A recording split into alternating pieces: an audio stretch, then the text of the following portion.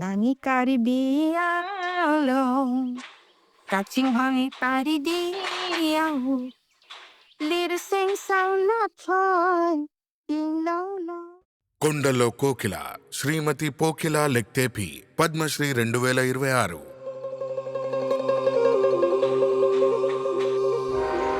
కార్బీ అంగ్లాంగ్ అస్సాంలోని ఒక అందమైన గ్రామం. కార్బీస్కు పోకిల లెక్తేపీలకు నిలయం. సంచార నాటక కళాకారుల దంపతులకు జన్మించిన యువతి పోకిల కార్బీ సంగీతాన్ని వారసత్వంగా పొందడమే కాకుండా అందులో మమేకమైపోయింది. చిన్నప్పటి నుండే ఆమె అసాధారణ ప్రతిభను ప్రదర్శించేది. ఈ సంగీత రూపం పట్ల అమితమైన ఆసక్తితో తన వారసత్వం ప్రమాదంలో ఉందని గ్రహించింది.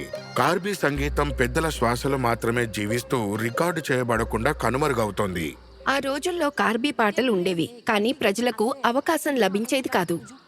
అడ్డంకులు క్లిష్టమైనవి. పేదరికం ఒక నిరంతర నీడలా వెంటాడేది. పైగా సాంప్రదాయం స్త్రీలను బహిరంగ వేదికపైకి రాకుండా నిషేధించేది. ఏళ్ల తరబడి అంతరించిపోతున్న కళకు నిశ్శబ్ద రక్షకురాలిగా పోకిల తెరమరుగునే ఉండిపోయింది. కానీ ఆమె గొంతును అణిచివేయలేము.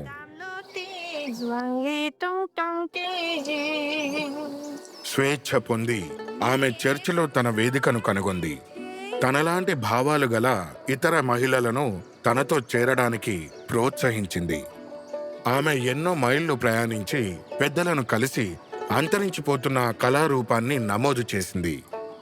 మీరు సాహిత్యం రాసి దానికి బాణి కట్టండి, మా వంతు సహాయం మేము అందిస్తాము. మా సాంగ్రీ మ్యూజిక్ సొసైటీ ద్వారా ఈ పాటలకు మేము జీవం పోయగలము.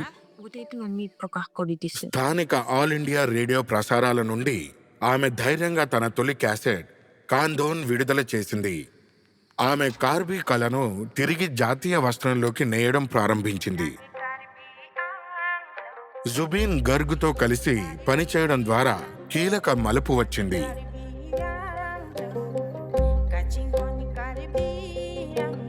ప్రాచీన మంత్రాలకు ఆధునిక శక్తిని జోడించి నూతన తరం మనసులని గెలుచుకుంది. 50 ఏళ్ళు, 300 పాటలు. ఆమె కార్బీ సంగీతాన్ని కొండల నుండి ప్రజల హృదయాల్లోకి తీసుకువచ్చారు. నేటికి పోకిల కార్బీ సంగీతానికి మాతృమూర్తిగా నిలిచి ఉంది. రచన, దర్శకత్వం, ప్రదర్శన ఆమె గతాన్ని పరిరక్షిస్తూనే కార్బీ ఆంగ్లాంగ్ మహిళలు తమ సొంత భవిష్యత్తును గానం చేసేలా సాధికారత పొందేలా చూసింది. మన కార్బీ ఆంగ్లాంగ్ మరింతగా సుసంపన్నం అవుతుందని ఆశిస్తున్నాను. కార్బీ ఆంగ్లాంగ్ మహిళలు కూడా ఏ రంగంలోనైనా రాణించాలి. ఇదే నా కల. శ్రీమతి పోకిల లెక్తేపి పద్మశ్రీ 2026. శతకోటి వందనాలు.